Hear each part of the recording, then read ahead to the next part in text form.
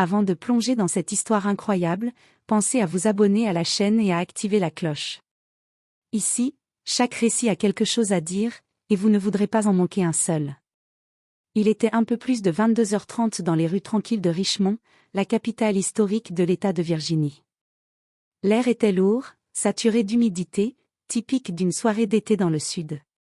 Les lampadaires anciens, aux globes en verre dépoli, diffusaient une lumière jaune pâle qui se reflétait doucement sur l'asphalte encore tiède, comme une rivière d'ambre figée. Les rues, bordées de vieux chênes et de maisons victoriennes, étaient presque désertes.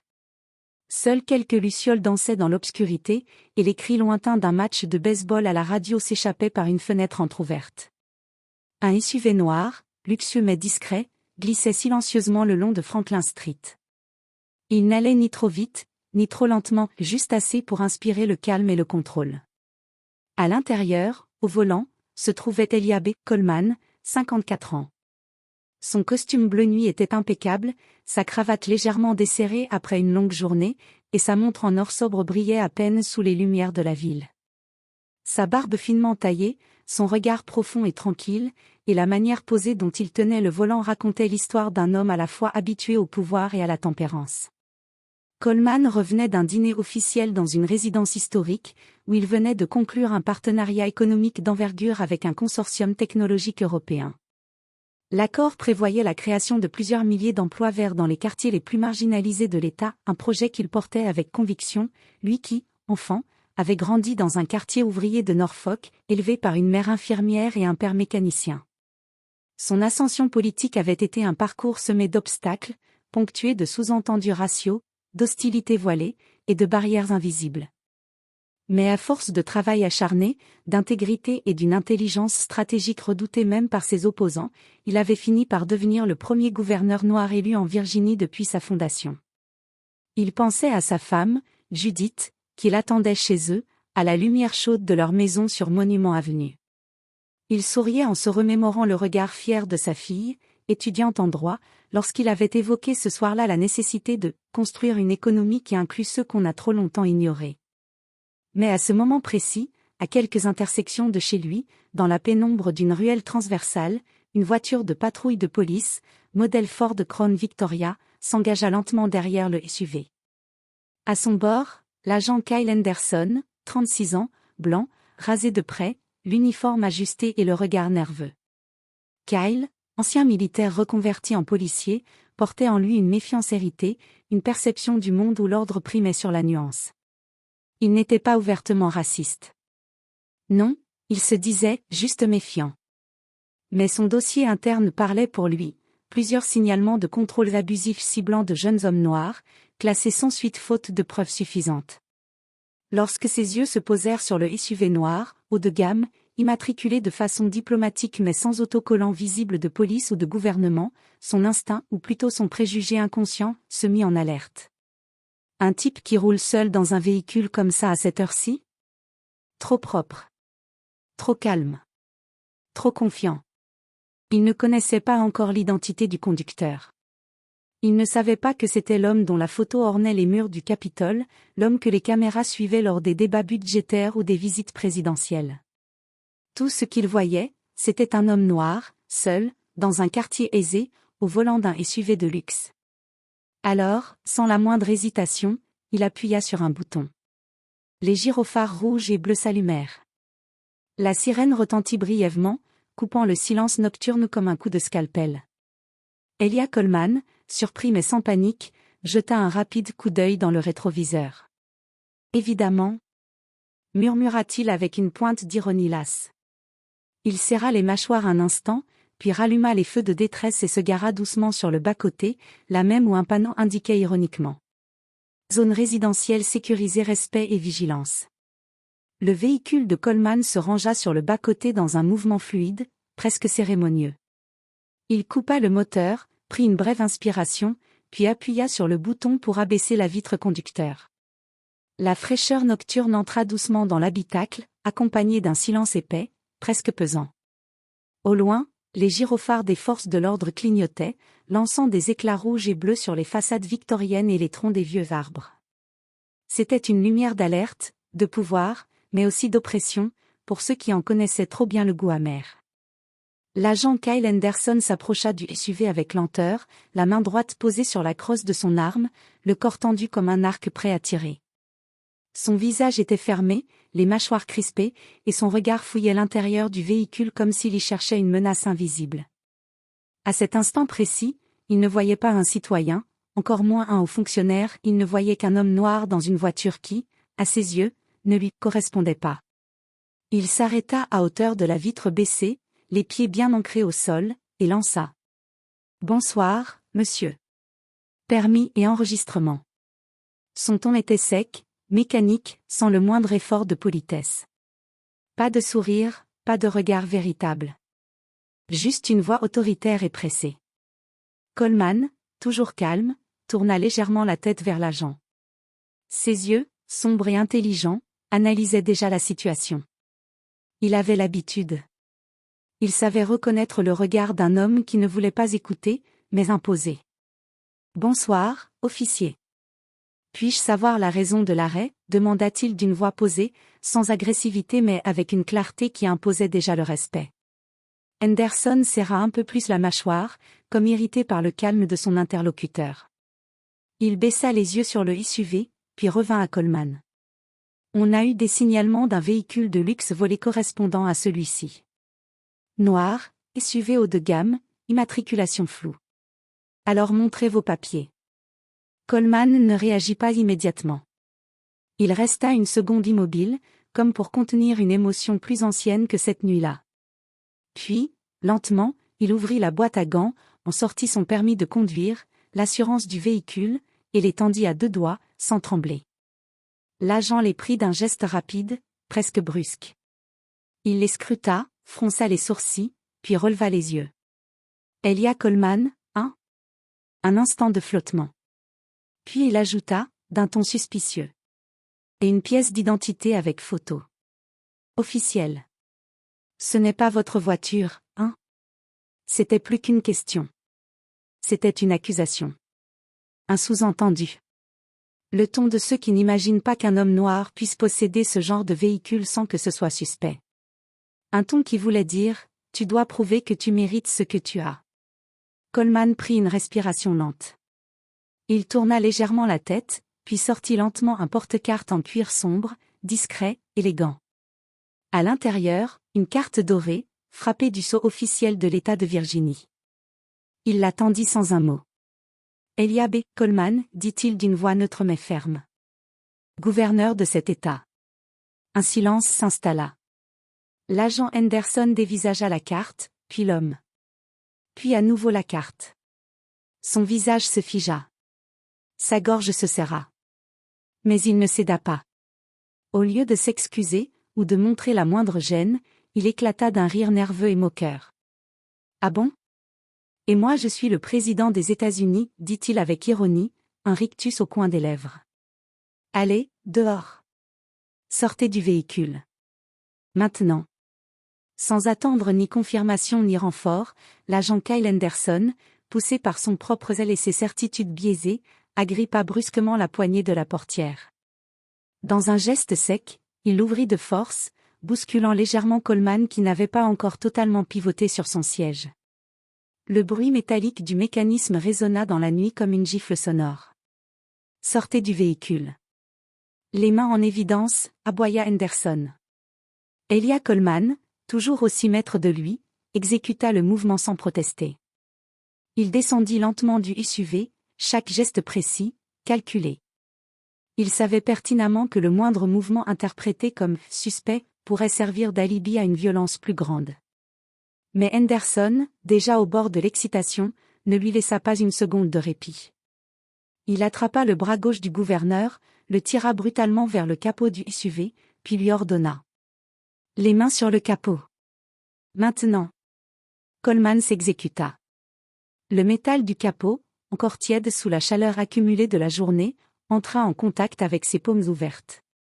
Il pencha légèrement la tête en avant, les épaules droites. Même dans cette posture d'humiliation, il restait digne. Des passants, alertés par les gyrophares, s'étaient arrêtés sur le trottoir. Certains avaient déjà commencé à filmer la scène avec leur téléphone. Un murmure parcourut la petite foule. Un homme, visiblement choqué, s'approcha à voix basse d'un autre. Mais, c'est le gouverneur. C'est Coleman. Il est fou ce flic ou quoi? Une femme, la main tremblante, capturait chaque seconde du drame, les yeux embués de colère. Une autre murmura. C'est exactement ce qu'il dénonce depuis des années, et voilà. Coleman ne broncha pas. Il ne leva pas la voix. Il ne se débattit pas.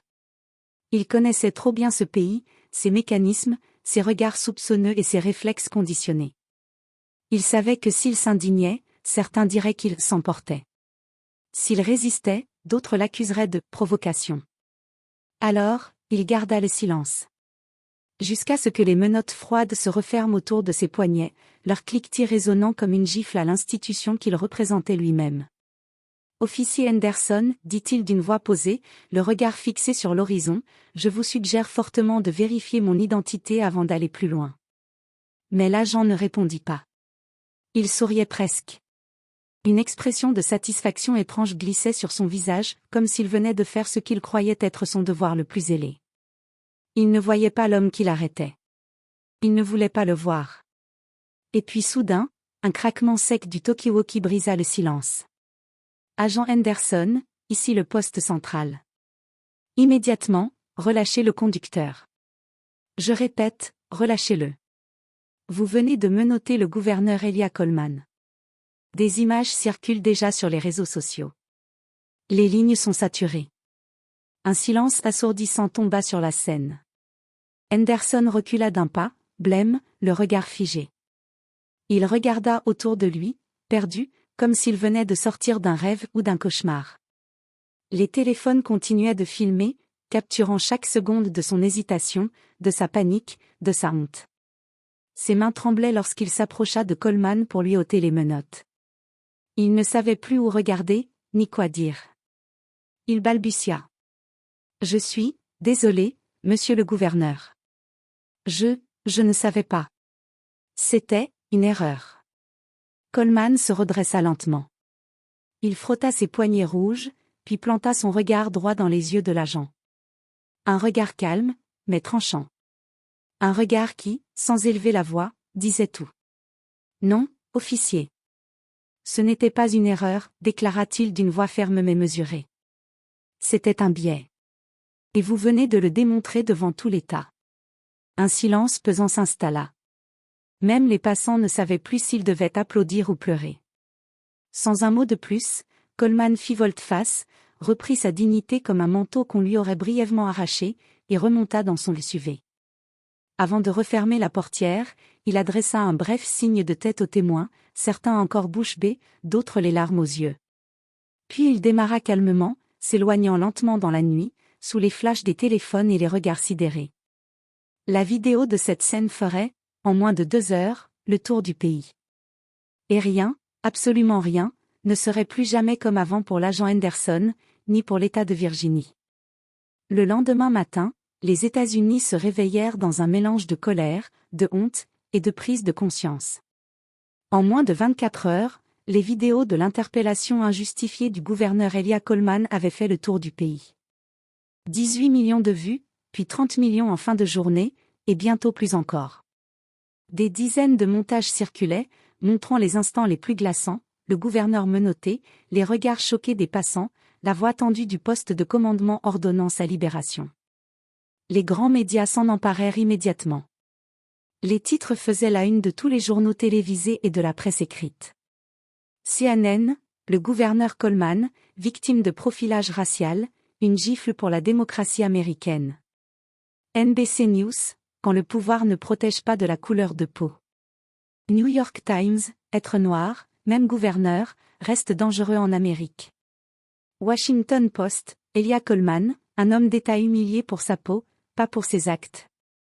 Des talk-shows se succédaient toute la journée, entre images au ralenti, débats enflammés et larmes d'invités.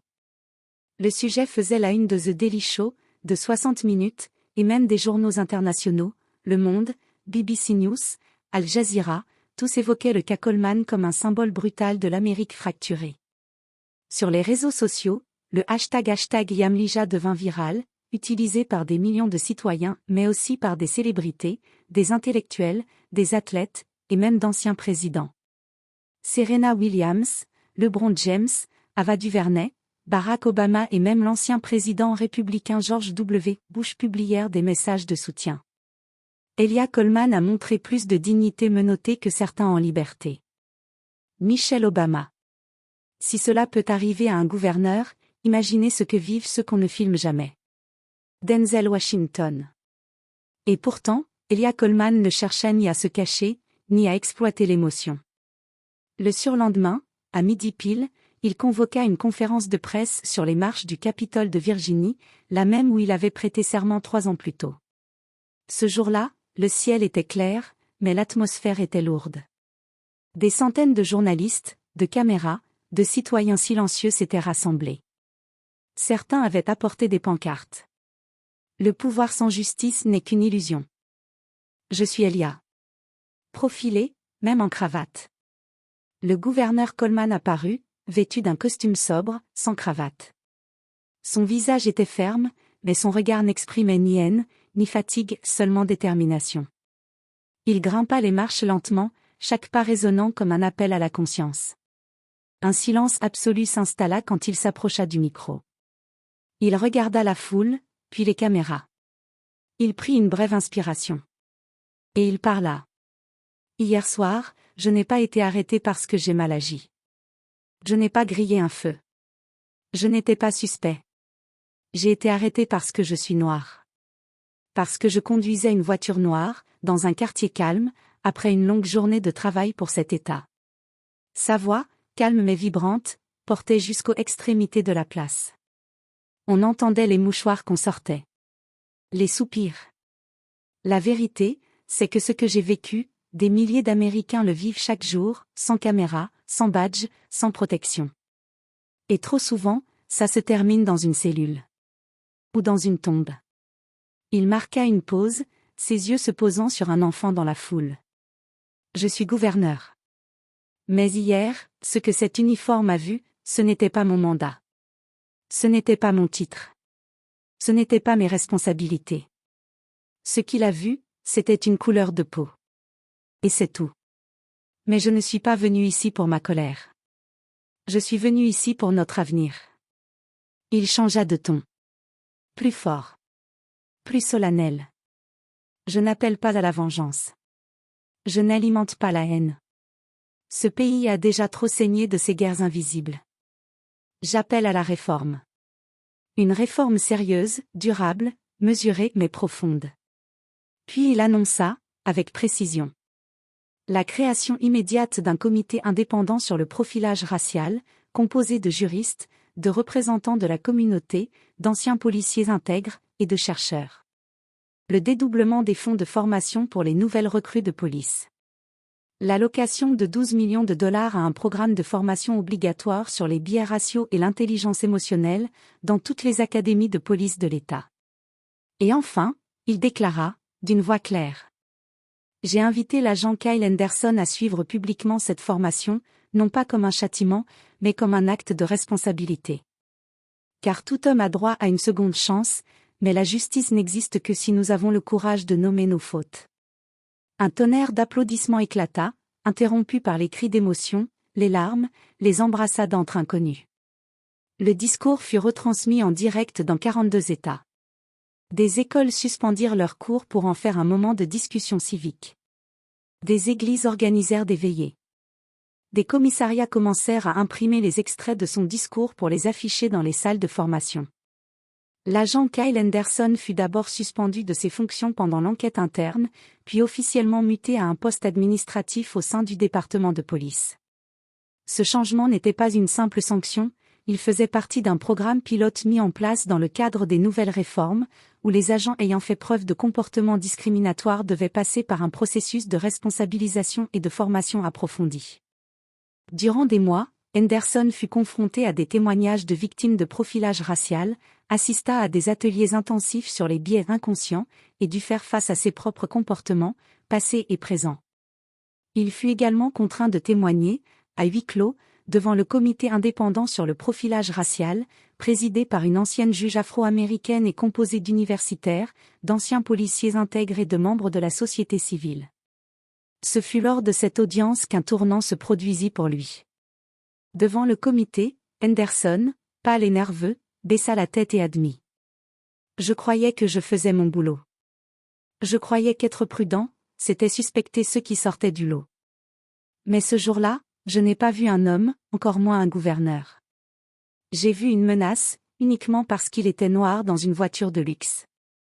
Je me rends compte aujourd'hui que j'avais peur de ce que je ne comprenais pas. Ce que j'ai fait était inexcusable. » Ces mots, relayés par les médias, furent repris autant par ceux qui saluaient son courage que par ceux qui rappelaient que la conscience ne pouvait effacer l'humiliation. Mais Elia Coleman, fidèle à sa ligne, déclara publiquement. « Reconnaître le mal, c'est le début de la réparation. Ce que nous voulons, ce ne sont pas des têtes coupées. Ce sont des consciences éveillées. » Un an jour pour jour après l'arrestation, une cérémonie fut organisée sur l'avenue bordée d'arbres où tout avait eu lieu. Une foule nombreuse, silencieuse et émue, se rassembla. Policiers en uniforme, citoyens, activistes, élèves de lycée et journalistes étaient présents. Et au centre, entouré de quelques membres de son cabinet et d'enfants issus de quartiers défavorisés, Elia B. Coleman s'avança, vêtu d'un sobre costume bleu nuit. Sous un drap noir, une plaque en bronze avait été fixée sur un piédestal de pierre claire. Coleman tira le tissu. L'inscription, gravée en lettres dorées, déclencha une salve d'applaudissements. À tous ceux qui vivent l'injustice malgré leur mérite, leur rang ou leur dignité, ce pays vous voit désormais. Ce pays vous entend. Et ce pays vous appartient aussi. Elia B. Coleman, gouverneur de Virginie. Le mandat de Coleman fut marqué par une série de réformes profondes.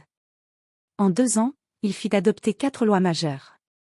1. La loi sur la transparence policière, obligeant chaque intervention à être enregistrée et accessible dans les 72 heures. 2. Le programme « Justice équitable », finançant des jurys citoyens dans les cas d'abus de pouvoir. 3. La réforme des académies, imposant une formation sur les biais raciaux dès le premier mois. 4. L'Observatoire national des droits civiques, une entité indépendante chargée d'évaluer les pratiques policières de l'État. Mais au-delà des lois, ce sont son calme face à l'humiliation, sa dignité sous pression et sa vision déterminée d'une société équitable qui marquèrent les esprits. Dans chaque école de police de Virginie, dès le premier jour de formation, une vidéo est projetée dans l'auditorium. Elle dure exactement 2 minutes et 43 secondes. Elle montre les images filmées par les passants ce soir-là, le gouverneur menotté sur le capot, sa voix calme, son regard droit, la panique sur le visage de l'agent lorsqu'il comprend son erreur. La vidéo se termine par un écran noir, suivi d'un message. Avant d'exercer l'autorité, apprenez à reconnaître l'humanité. Et dans le silence qui suit, chaque futur agent comprend que le vrai pouvoir ne réside pas dans une arme ou un badge, mais dans la capacité de voir l'autre comme un égal.